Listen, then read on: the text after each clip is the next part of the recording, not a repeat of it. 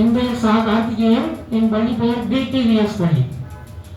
அரியனின் புகழுக்கோர் நெல்லிக்கனி, அப்பையின் புகழுக்கோர் மூதுரை, வள்ளுவனின் புகழுக்கோர் திருக்குறள், அறிஞர்களின் புகழுக்கோர் திருப்புகழ். அடியேன் புகழுக்கையும் மேடை புகழ்கிறும் மேடையாய் அமையட்டும் அமையோரின் வழக்கக் கரபோசங்கள். திக்கட்டும் கேட்கும் திக்கட்டும் பரவட்டும். திருக்குறளை படித்தவன் தனக்கு மட்டுமல்லாமல் உலகத்திற்கே ஒளிரும் விளக்காய் குன்றத்து விளக்காய் விளங்குவானாம். அப்படிப்பட்ட திருக்குறளை பரப்புவதையே தன் உயிர் மூச்சாய் கொண்டு விளங்கும் உலக திருக்குறள் பேரவைக்கும் இந்த மணிமொழியினார் அரங்கத்திற்கும் என் முத்தான விதத்தில் விளக்கங்கள். வள்ளுவம் காட்டும் ஆளுமை. முதலில் ஆளுமை என்றால் என்ன? அன்பார்ந்தவர்களே, உடல் உள்ளம் ஆன்மா ஆகிய மூன்றும் ஒருமுறையில் செயல்படுவதால் ஆளுமை என்கிறார் மகாத்மா காந்தியடிகள். நாம் 1000 ஆங்கில புத்தகங்களை படித்தாலும் அதில் 10,000 பக்கங்களில் ஆளுமை ஞானம் என்ற தலைப்பை புரட்டி புரட்டி பார்த்தாலும் ஐயன் வள்ளுவனின் 7 வார்த்தைகளுக்கு ஒரு கோளுக்கு சமமானது எது இருக்க முடியும்? வள்ளுவன் ஆளுமையை பல பாங்காய் பிரிக்கிறார். ஆளுமையில் முதன்மை கடவுளை வணங்குதலே என்கிறார். தனக்கொம்மை இல்லாதான் தாய் சேர்ந்தார் அல்லார் மனக்கவலை மாற்றுவது. இறைவன் உன்னோடு நீ ஒரு செயலை தொடங்கும் போது அதற்கு துணை நிற்கிறார் என்பதே ஆளுமையின் முதல் படி என்கிறார். கடவுளை வணங்குவதுதான் கல்வி கற்றதற்கான அர்த்தம். அதுவே ஆளுமையின் முதல் படி. கற்றவனாரான பயனுக்குள் வாழறிவன் நட்டார் தொழாரியன் என்கிறார்.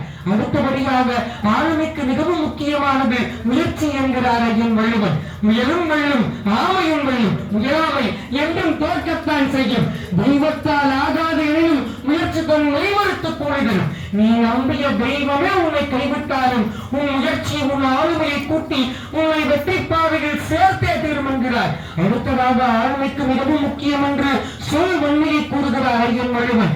2000 ஆண்டுகளுக்கு முன்பே இன்றைய பேச்சாளர்களாகிய நாம் எப்படி பேச வேண்டும் என்பதை கூறியிருக்கிறார்.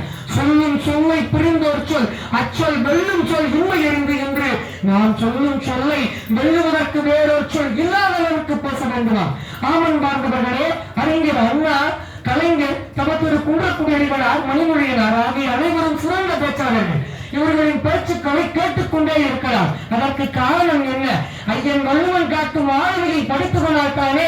இதைத்தான் வள்ளுவன் அழகாய் கூறுவார். சொல்லும் சொல்லை புரிந்தோர் சொல் அச்சொல் வெல்லும் சொல் உண்மை அறிந்துகின்றன. அடுத்ததாக நம்மை பொறுத்தவரை, உலகை பொறுத்தவரை எவன் ஒரு செயலை சரியாக செய்கிறானோ அதுதான் சிறந்த ஆளுமை. அப்படித்தானே? ஆனால் ஐயன் வள்ளுவனை பொறுத்தவரை எவன் அச்செயலை சரியாக செய்து முடிப்பாய் என்பதை அறிந்து அவனிடம் அச்செயலை கொடுப்பதுதான் சிறந்த ஆளுமை என்கிறார். எப்பொருள் எத்தனை எப்பொருள் யார் யார் வாய் கேட்பதும் அப்பொருள் மெய்ப்பொருள் காண்பது என்கிறார். அடுத்தபடியாக அறிவுதான் ஆளுமைக்கு மிகவும் முக்கியமா? அறிவுடையார் எல்லாம் உடையார் என்றார் வள்ளுவர். அறிவுக்கடல் அப்துல் கலாமிடம் பக்ரான் அணு ஆயுத சோதனை ஒப்படைக்கப்பட்டது. அமெரிக்க விண்கோள்களால் கண்டறிய முடியாத அளவிற்கு அவருடைய சிறப்பாய் செலவழித்தார். அதற்கு காரணம் என்ன? ஐயன் வள்ளுவன் காட்டும் அறிவு உண்மை என்னும் ஆளுமையை படித்ததனால் தானே. இதையே வள்ளுவர் கூறுவார், அறிவுடையார் எல்லாம் உடையார், அறிவுடையார் என்னுடைய வேணும் நிலன் என்று. நூல் பல கல் விந்தை விரும்பும். இது அவை பாட்டியின் அமுதமொழிகள். இதுவே ஆளுமைக்கான பொன்மொழிகள். அடுத்ததாக இறுதியாக ஆளுமையில் இருப்பவன் இல்லாதவன் மனிதனாய் பிறந்த அனைவருக்குமே இருக்க வேண்டிய குணம் என்று நன்றி உடைமையை அறியும் வள்ளுவர் அழகாய் கூறுகிறார். நீ எந்த நிலைக்கு வாழ்க்கையில் சென்றாலும் உனக்கு உதவியவர்களை நீ மறக்கவே கூடாது என்கிறார். ராமன் பார்த்தவர்களே, கண்ணன் தான் குஜேலனை மறந்தாளா? கம்பன் தான் சடையப்ப வள்ளலை மறந்தாளா? பாஞ்சாலி தான் கண்ணனை மறந்தாளா? கர்ணன் தான் துரியோதனனை மறந்தானா? நாம் தான் நமக்கு பேச வாய்ப்பளித்து இன்றளவும் திருக்குறளை உலகத்தில் வாழ வைத்துக் கொண்டிருக்கும் இவ்வுலக திருக்குறள் பேரவையை மறக்கலாமா?